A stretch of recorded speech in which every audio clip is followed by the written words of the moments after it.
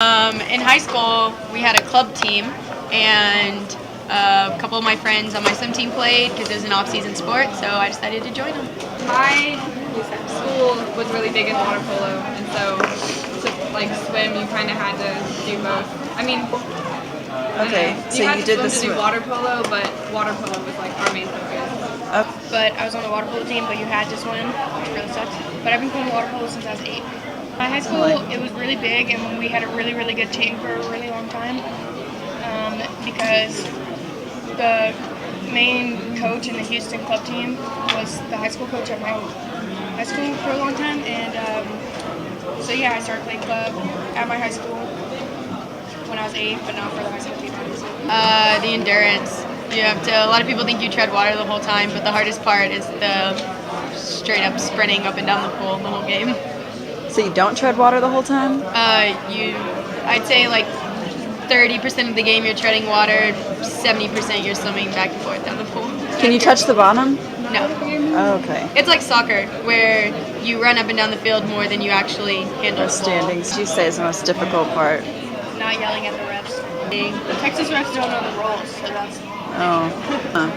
Ejections are only 30 seconds. You go under the lane rope for 20 seconds. What would you say is the most difficult part? I'm the goalie, so treading is probably the hardest part for me. You kind of get rest when the players are down on offense, but when we're on defense, I have to tread the whole time, be up, ready for the ball. The most fun part is winning, and besides that, just the weekend tournaments with our teammates. It's fun to go. We always play away. Well, for tech, we always play away, so we get to take these really long road trips together and just kind of hang out in hotels. There's a lot of hot guys. All right, the truth comes out. But we recruit a lot of swimmers because it's easier to teach someone water polo than to teach someone to swim. So we usually tell swimmers that it's a more fun and more team-oriented form of swimming. So instead of swimming by yourself and competing for yourself, you get to compete as a team, which makes it a lot more fun. What's fun about water polo? Why should people play God, it? it's so much fun. You don't even know. I love it. Because I've been playing for so long, and it's like my life, and it's so much fun. And you can punch people, and you can kick them in the nuts, and the ref doesn't see it. So much fun. You pass the ball, you swim, you push people. It's a really good anger release. I almost punched a goalie one time because she dunked me underwater, but I got a 5-meter out of it, so it was okay. A lot of weight put on your shoulders, because if they make a shot, it's mostly your fault. Do you want to keep playing after college? I mean, Probably not. I don't. I would like to keep up the workout. Oh, yeah. My body probably wouldn't take it much longer.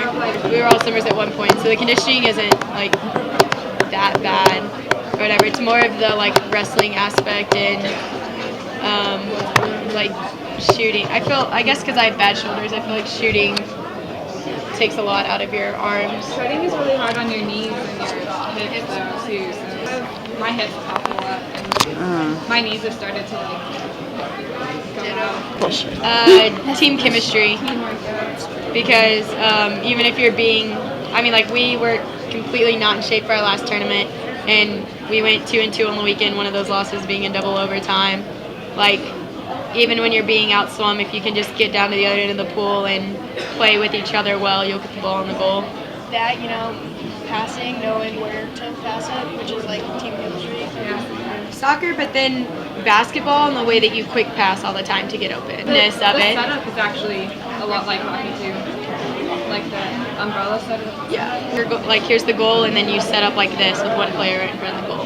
We have a 35-second shot clock. Teamwork. If you don't work well as a team, then you're not going to win. You can say that just from past experience, this year's water polo team versus my last year's water polo team. We all knew the rules. We all could shoot well. We all could play defense. But whenever we all got on offense, just in between ball hogs and lack of good passing and just lack of good judgment and trust, we didn't win. We never won. And this season we've already started out stronger than our team last year. We only have 3 tournaments a season, and we have a tournament coming up this weekend. There's 6 in our region, so it's A&M, UT, Rice, Texas State, Baylor, and us. Okay. So what school usually has the best water polo team? Us.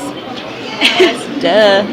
Usually UT. This year UT seems a little weak, and A&M looks to have taken over. But they also have a lot more players than us, so they have that advantage. But we've now played them. I feel like we can take them this next time. Or just go look for swimmers and see if they want to play.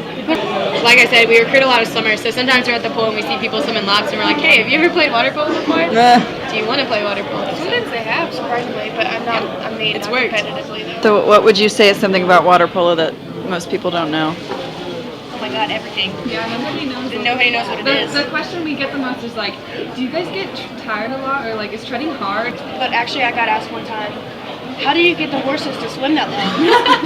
No joke. Thought it was like polo. Out of everything, just a lot of people don't understand the game like at all. And even watching, and like Darla was saying, like, of course it's like a California-based game, like that's where it's really big. And so a lot of people in Texas have never heard of it, or if they do, they don't understand it. And even if you do sit down and watch a game, like you're not going to understand why people get fouls, like you're not going to understand why people get ejected. Like it's all up to refs' discretion, which really sucks a lot of the time. But it's just hard to understand without actually playing it. I think Olympic coverage last year did a great job of it. So many people got more interested. Like people wanted to buy our shirts a lot last year and stuff because in 2010, U.S. women won gold, which was cool. But they just had awesome coverage of it, and they had underwater cameras, which made it really awesome because then everyone got to see how like actually brutal the game is. We were just recently ranked the toughest sport in the world, so like over rugby and everything. So that kind of intrigues a lot of people too, because they know how violent it is. So would you say that might scare away some potential recruits? Possibly. Well, how would you convince them that it's worth it? But a lot of times once they get in, they'll like try it for one practice and they'll get in and think it's a lot of fun because it is a lot of fun. Anything to add? He's at this Wreck 'em. Wreck 'em. Thanks and wreck 'em.